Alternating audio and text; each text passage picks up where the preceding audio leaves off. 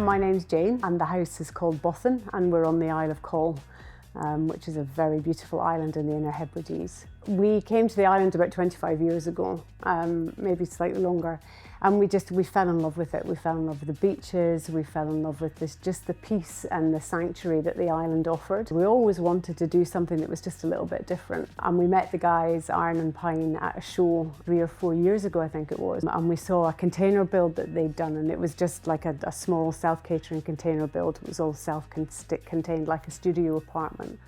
And we thought, wow, imagine if you could stitch lots of these together and create something that could become a home with 2 bedrooms and a lovely living room area and with lots of glass so that you could see the incredible view that the plot that we had. And so, yeah, that's how the whole project came about. And 5 years later, here we are.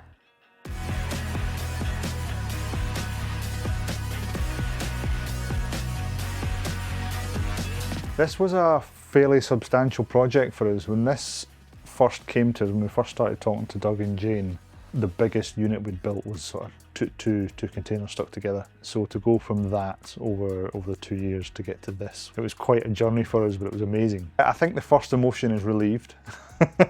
But yeah, I think incredibly proud of the team.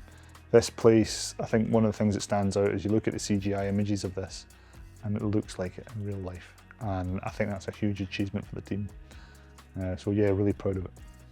So the site that the house is built on, or craned in on, I should say, it's a really beautiful space. It's literally in the middle of a field with fields upon fields that extend from it. And the wonderful thing is we've got on one side of the plot, there's the lovely rock formation, which you get the sheep going on, the cows grazing on, and you see, we've actually had a sea eagle on there, and hares. It's just incredible for the wildlife.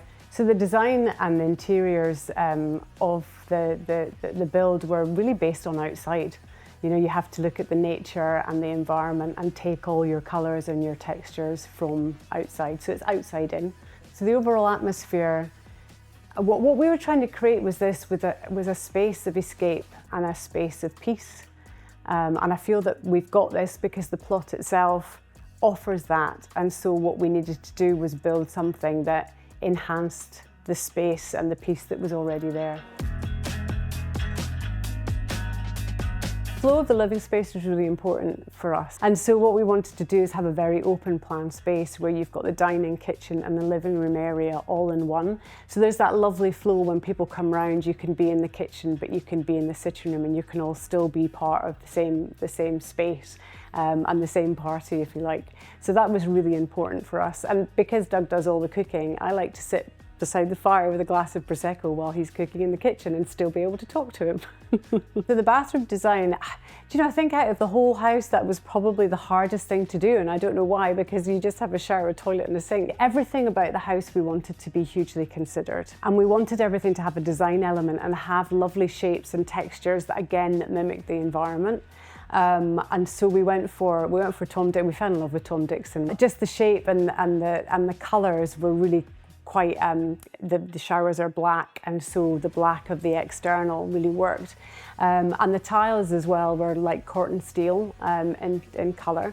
And again, that picks up from the environment, but also the shipping container is made out of cotton steel, so it all ties in. I wanted the bedrooms to be very opulent and very textured, and not too designery and not too minimalist, but minimalist with a really textured, lovely, homely feel. I think we've really maxed out on that because they are very opulent, especially with the space and the views that you've got when you're lying in bed and you see the sheep coming up or the stars. It's incredible.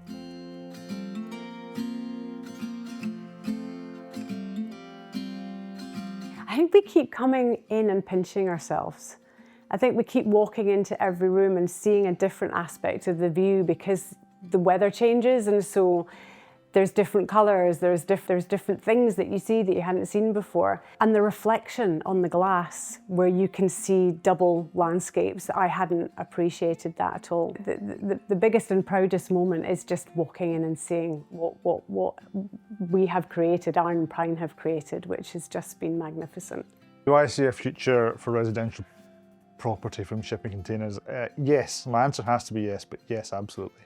The benefits of what we have done with this and what we continue to do is workshop based. So in remote areas, being able to do all the hard work in the workshop, the economies of scale, the lack of waste, the lack of weather interruptions really makes it a viable solution. And the shipping containers combined with modular construction in general, the future's huge for it.